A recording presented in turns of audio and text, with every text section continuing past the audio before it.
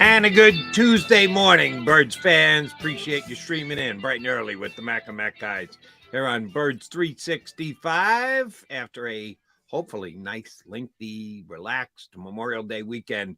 We're back and ready to talk football and actual football on the field. OTAs, Eagles this week.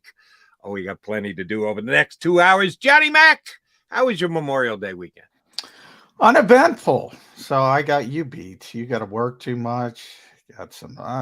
We won't talk about it, but we can talk about it. I got no problems. I want to thank who's my guy here, Fred Weber, who just streamed in and said, "Wakey, wakey, Jody. It's a beautiful day in the neighborhood." Oh, I've been awake for 3 hours. Wakey, wakey, not an issue today. When the police come knocking on your door at 5:00 in the morning, it kind of gets you up and ready for the day. Yeah. They were bound to catch up with you, Joe, at some point. They weren't looking to catch up with me. They thought they were, but they weren't. My daughter had her car stolen in Philadelphia last night, and whoever took it went on a joyride and crashed it, and other cars and everything else. So they got the vehicle identification number and Joseph McDonald, New Jersey. So the police in my town came knocking on my door at 5:00 in the morning and said, "Hey, do you know your car's been stolen?" No, there are 2 cars right there in the drive. Oh, my daughter's car. Yeah. And you got to deal with all this stuff. So I'll be talking with insurance agents and repairmen for the rest of the day when we finish this up. But, I've been up for hours. Don't sweat. It wasn't Jody Mac missing the alarm this morning. No. I've been ready to go for several hours here on Birds 365. And, yeah, we got a lot of to get into. OTAs begin today for the Philadelphia Eagles. 30 of the 32 teams started last week. The Eagles and the Bengals push it back, and they'll get underway today. 3 days of workouts, actual team activities. They were together as team last week, but that was just phase 2. No team, no from the line of scrimmage, all just drills and exercises and weightlifting and the like. What do the Eagles need to accomplish the next 3 days here, Johnny Mac? Yeah, that's a good question. I mean, this is what we kind of talked about. You give the Eagles the benefit of the doubt, but look, I mean, it is what it is. They have 6 OTAs, as you mentioned, and this is phase 3, which is basically no live contact, obviously, at all permitted during the offseason. But this is the first time you can have team drills, 11 on 11 if you want, 7 on 7, 9 on 7. So all that kind of typical training camp stuff. But they're only doing 6 of them. You can do 10. And they don't have a mandatory minicamp. One of 2 teams, them in Cincinnati, are the only 2 teams not having mandatory work. They're very cognizant, particularly of soft tissue injuries, particularly ramping up. You add into it, very long season. Today's also, I believe, it's a good day to have Russell Baxter on. We don't have Russell today, but he's the numbers guy. I believe it's 100 days away from the NFL season today. Time goes quick when you go to the Super Bowl, man. So it is really a shortened off season. My only concern is this. Again, you give the Eagles the benefit of the doubt because how well it worked out last year. They've used the same since Nick Sirianni has gotten here. They've scaled back the off-season work. But this year they're counting on more young players. And young players, you got to get up to speed. Jason Kelce was on his podcast. He and Travis are two of the few players that say, hey, we love Thursday games because we don't practice but they're veteran players. They know it. You're not teaching Jason Kelce, Travis Kelce anything. They've seen everything. So for them, meaningless off-season work. Meaningless. And I don't say that lightly. I mean, it's not going to factor into them at all. Probably just save their bodies a little bit. Young players, I don't know. And it's still a veteran laden team. I'll say the same thing about Brandon Graham and Fletcher Cox and Lane Johnson. Not concerned at all about those guys. But, you need Cam Jurgens to step up. You need Nakobe Dean to step up. You need Jordan Davis to take on a bigger role. You need rookies like Sidney Brown and Jalen Carter to take on significant roles. Could it affect them? Maybe. I mean, uh, you know, they have to count on more younger players this year than last season. And the other thing about the Eagles, and I was a guy who sat here and questioned their whole less is more theory of offseason work. But you're right. I've got to eat it, and I got to give the Eagles every benefit of the doubt because they turned it into a Super Bowl appearance with a tie game with 59 minutes and 50 seconds to go. So how can I sit there and go, I told you the Eagles did it wrong? No, they did it right. It worked for them. Will it happen again this year? Only time will tell, and we'll evaluate it at the end of the season. But coming into it, you go, all right, the Eagles going to do what they're going to do, and I can't second guess what they're doing. But there are some differences from both Nick Sirianni's first year and last year going into the season. They are having a roster turnover here, John, and we knew about it. They knew about it. They said it was actually a strategy that they would get compensation picked for because they knew they were going to lose as many free agents as they did, which they did, which means new guys are going to be tasked to play. Some of them were here as Eagles last year. Some of them played some of them played sparingly at best, Nakobe Dean. And others have seen their roles filled by guys coming in from the outside who have never been a Philadelphia Eagle before, never worked with this coaching staff before. We'll see if there's a talent drop-off. We think it's apparent at some positions like Nicholas Morrow at linebacker. We'll see about the addition safety and the safeties that they brought in, replacing both Epps and Chauncey Gardner-Johnson. You believe the Blankenship's going to step in and be able to win a job, but he's got to do that. He's got to win it first. I don't think it's just handed to him. There's roster turnover on this team, and you've got two new coordinators. That's what happens when you go to a Super Bowl. You lose important members of your coaching staff because other teams want their services. So it is, even though we judged the success the Eagles had last year, which was outstanding, you also have to say, well, how much different is this year going to be? How much do they need to incorporate new players and new verbiage and schemes and everything else? It isn't just like, all right, roll the footballs out and it's the same exact Eagle team that lost the Super Bowl by this much. No, there's been some significant change here. So they got their work cut out for them and they got work ahead of them.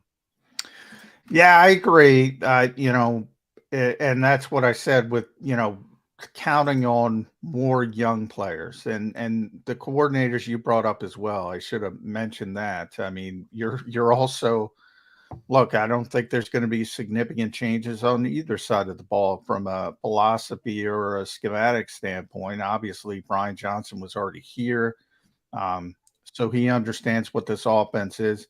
Sean Desai was brought in because of his history with this particular defensive philosophy.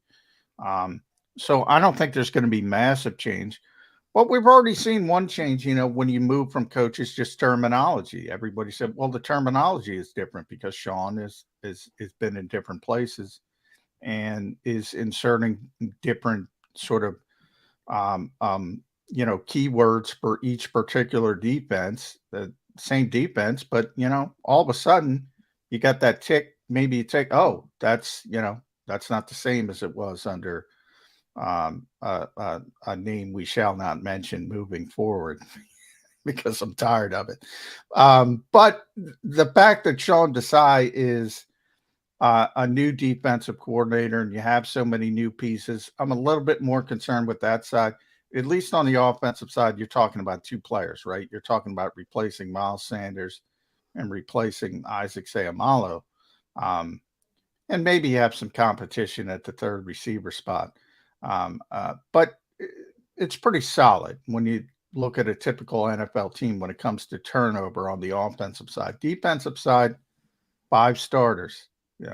You can debate how good TJ Edwards and Kaiser White and Marcus Epps are. You can debate, the playmaking skills of CJ Gardner-Johnson. You can debate Javon Hargrave versus Jalen Carter, but that's a lot of change. That's a lot of turnover. And different defensive coordinator, which people think they want, and we'll see if they want it when they see it. But Sean Desai, it's got to be classroom, because they're not going to be on the field. So you mentioned Reed Blankenship, second-year player. Nakobe Dean, second-year player. Nicholas Morrow's a veteran, but he's new to this particular system. Jalen Carter, obviously a rookie. Sidney Brown, a rookie. Terrell Edmonds, new to this system. It's a lot of teaching to do. Right, a lot to incorporate with a new defensive coordinator. Might not be a different philosophy, but verbiage, players, there's change there, and it's something the Eagles are going to have to get to work on, and they'll start today. Quickly, do you guys get any access to the player during OTAs, or is that completely no? Thursday, they have to open up one day a week, so we're going to get over the next 2 weeks, one day this week, which is going to be Thursday, and one day next week, which obviously we don't know yet. And this is the time of year we get to see the whole practice. So we'll get to see a significant portion of, what they do, which isn't much, but at least you'll see Jalen Hurts throwing the football. That'll excite people. Obviously, you're not going to learn too much about offensive, defensive linemen because there's no contact. Running backs, there's no contact. But you can get a little feel for, the 7-on-7 guys, the quarterback, the receivers, the defensive backs. You can get a little bit of feel for them. Everything else, they've scaled back so much, it's tough to get a handle on it. So, you might see some of the quickness of Jalen Carter because he just, explodes off sort of film with his quickness. You might get a feel for that, but not much. And that will be Thursday. So Johnny Mac will be back with all his insights on Friday. But we'll get reports out of there the next couple of days, even though it won't be directly eyeball reports from you guys because you're not allowed in until Thursday. All right. One other topic I want to hit before we punch up our first guest, our bud CBS Sports, is Jeff Kerr. John, last week on the show, early last week, I said kudos to the Eagles fans because those here on our stream, the callers I get to WIP and on my social media, the hue and cry for Davante Adams was less than I actually thought it was going to be because he was talking about not being happy and the philosophy of the team and his buddy Carr no longer the quarterback. And he certainly was planting some seeds that he might not be the happiest camper in Las Vegas. So usually when that level of a talented player starts to hit the rumor mill, could be available, everybody. And the Philadelphia Eagles have interest. The Philadelphia Eagles should have interest. The fan base says it's Howie season. Go get him, Howie. We need Davante Adams.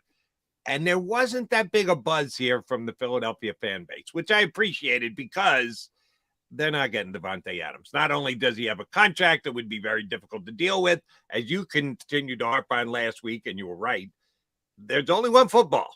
And you've got A.J. Brown and Devontae Smith and Dallas Goedert and Jalen Hurts running the ball. You can only, unless you're going to move it 3 yards at a time down the field every single play, 3 1/3 yards and get 10 yards every single.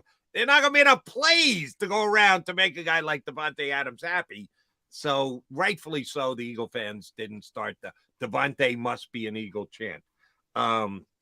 This last couple of days, a player of Davante's level, below but not far, and at one point I thought he was the best wide receiver in the entire National Football League, good couple of years ago, but DeAndre Hopkins released by the Arizona Cardinals, so you don't have to pay the price that you would have to pay to acquire the player like they did with Davante Adams. He's a free agent because I win any team he wants, and he did go on record and listed 5 quarterbacks he'd like to play with, one of which was Jalen Hurts of the Philadelphia Eagles. So yes, we should be getting DeAndre Hopkins here, a little louder cry than Davante Adams.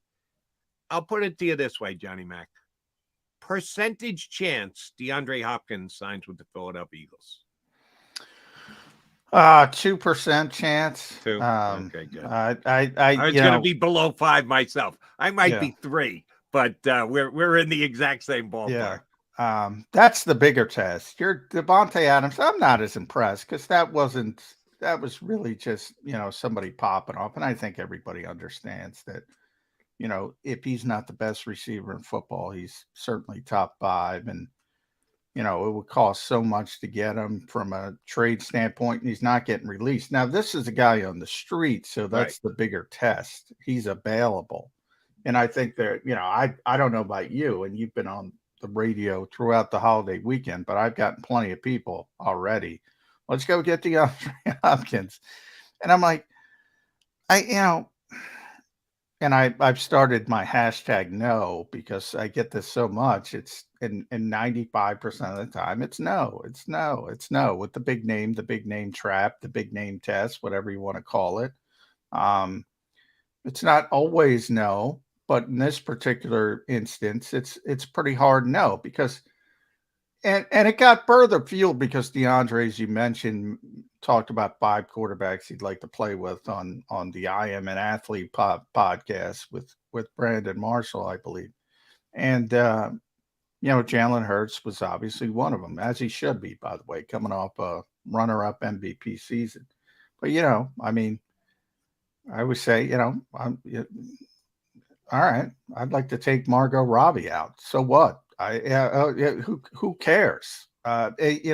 He likes the player. He'd like to play with him. He'd also like to get paid. He considers himself one of the best receivers in football still. Now, he's had 2 seasons where injuries and issues of that nature. So here's all the hurdles you would kind of have to pass, Jody.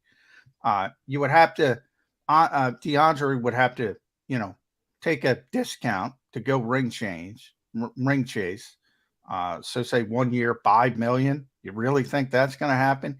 He'd have to be okay with getting a Quez Watkins level of traffic from a standpoint of, now he's a little bit better. So you can argue, well, there's a little bit of an uptick, but he's the wide receiver 3. And if he's not the wide receiver 3, he's a 5-time All-Pro. Why the hell isn't he the wide receiver 1 or wide receiver 2?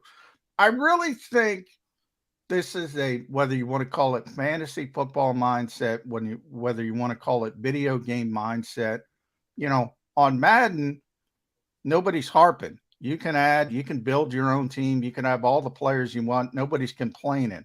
In real life, if you have a 5-time All-Pro and you say, hey, DeAndre, you want to come play here for a pittance from what you can get elsewhere? And by the way, Kansas City wants him. They've already talked about trading for him before he got released.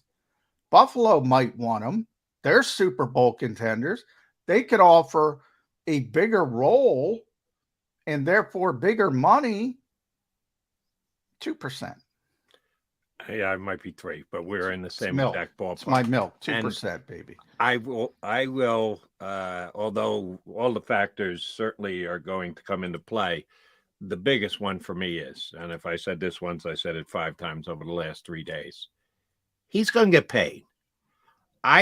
Nothing that DeAndre Hopkins has said to me that he's a ring chaser, that he's a guy who's desperate to get himself a Super Bowl ring. I think he wants to play with, shockingly, the quarterbacks he threw out there that he'd like to play with are the best quarterbacks in the NFL. Therefore, their teams are the best teams. So, he wants to go play for a good team. No, he wants to play for a good quarterback because he wants the ball a lot. He wants to get 100 catches. He wants to get 1,400 yards. He wants to get 20 touchdowns. He's not coming here for $5 million because, the Eagles give him a chance to win a Super Bowl. I don't believe that for a millisecond. No. I think DeAndre Hopkins is still in his major earning stage of his career. He was scheduled to make 14, 15 million this past year for Arizona, and over which he got a whole big signing bonus. So you already got that money. So we're not going to start a GoFundMe page for him. But my read from the outside is DeAndre Hopkins wants to get with a good quarterback. But if it comes down to a top 5 quarterback or a top half of the league quarterback, and in one place he's going to make $5 million, and in the other place he's going to make $15 million. DeAndre Hopkins is going to end up with that middling quarterback because he's going to want to get paid. And the Eagles are in better cap shape than the Chiefs or the Bills, a couple of the other teams that have been put out there. Howie's not going to spend that on a third wide receiver. Howie is so ingrained in value as per roster and where you do spend and the balance to the amount that you spend. He's not going to lay out 12, 13, 14 million dollars. And he sure as hell can't do one of his famous Howie deals where he goes 5 years, contract years disappear. Because, yes, right now the Eagles are in good cap shape. They can get in bad cap shape real fast because of some of the contracts they have. Not happening. Don't get overly excited. DeAndre Hopkins not coming to the Philadelphia Eagles. And the biggest reason is he's going to get paid somewhere else. He's not going to get the kind of money. Now, if he's still on the street and somebody gets an injury at OTAs, then it's a different conversation. And by somebody, I'm talking about Devontae Smith or Devontae Smith. High ankle sprain, you're talking? No, I'm not talking about it. I'm talking about Achilles. I'm talking about something significant. Then everything's on the table. Other than that, no. You can't just spend the money you're going to need as an insurance policy and say, well, in case so-and-so gets hurt. That's another thing I hear all the time. Well, you need insurance. That's not realistic. Yeah, you'd love it. You have 53 roster spots. I talk about roles all the time. Wide receiver threes have roles. You don't have wide receiver threes as insurance policies for your two all-star receivers in front of them. You can't have everything. Nope. And DeAndre Hopkins is one of the things, sorry, Eagle fans, Philadelphia will not be getting. All right, first time out of the day here on Birds 365. I see Jeff Kerr in our waiting room ready to jump aboard. We got a bunch we got to talk to Jeff Kerr about. He's next here on Birds 365.